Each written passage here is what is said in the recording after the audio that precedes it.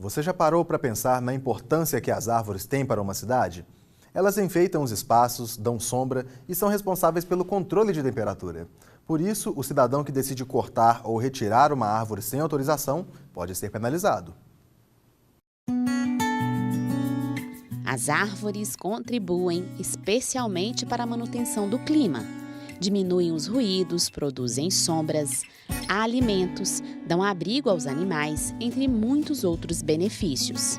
Assim como qualquer ser vivo, elas nascem, crescem, morrem e também são protegidas por leis, mesmo após a morte.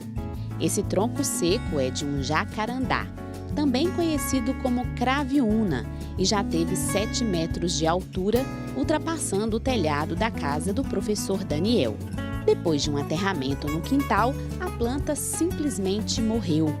Mesmo depois de morta, foram necessárias medidas legais para que a árvore fosse cortada, evitando uma queda que colocasse em risco a construção e os moradores. Então eu procurei a prefeitura, falei assim, olha, a árvore tem mais de 5 metros de altura, mais ou menos uns 7 metros na época ela estava, e aí eles me orientaram que eu tinha que requerer uma vistoria do técnico da prefeitura, um engenheiro agrônomo, que ele ia atestar se a árvore estava morta ou não. O engenheiro esteve aqui no local e falou assim, não, realmente morreu, e eu estou aqui emitindo um laudo para a supressão da árvore. A situação vivida pelo Daniel com a morte do jacarandá serve de alerta.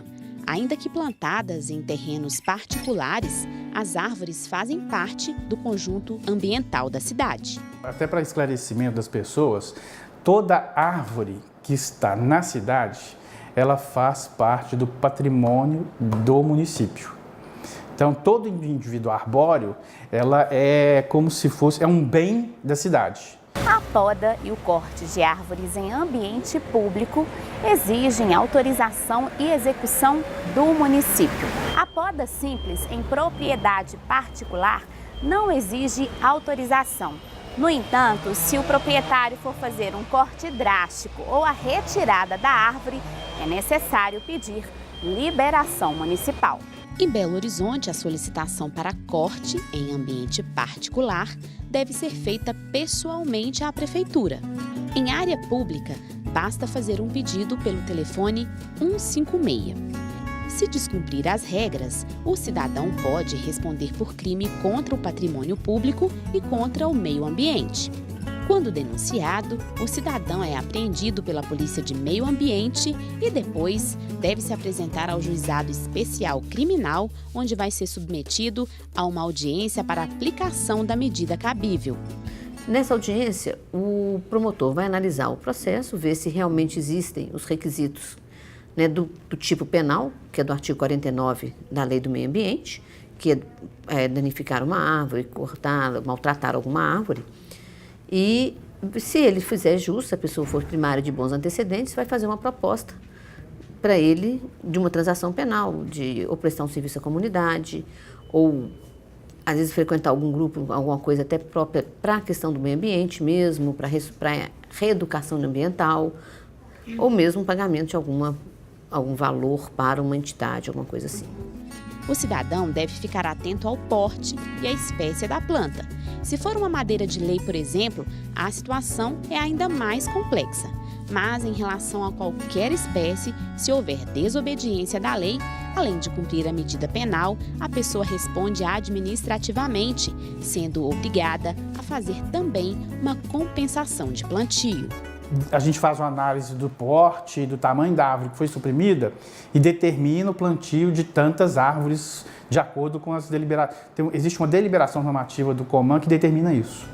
Daniel não respondeu na esfera administrativa e nem na penal, já que a medida foi exigida por uma condição natural da planta. Mesmo assim, depois da execução do corte feito por uma pessoa contratada pelo professor, ele teve de cumprir algumas recomendações legais exigidas pelo município. Você recebe o laudo com autorização para corte e nele consta toda a legislação com relação a essa madeira. Então aí eu vinha saber que essa madeira não poderia ser nem queimada, nem vendida, nem comercializada, que essa madeira poderia ser para o meu próprio uso, mas que eu não poderia fazer nada disso. Poderia beneficiar ela, poderia fazer banquinho, mas eu não poderia estar comercializando essa madeira, nem queimando ela. Eu não poderia colocá-la do lado de fora para alguém carregar como lenha. Hoje, ainda que morto, o jacarandá dá vida ao pomar da casa. Representa conforto para o descanso do Daniel e mantém vivas as orquídeas do quintal.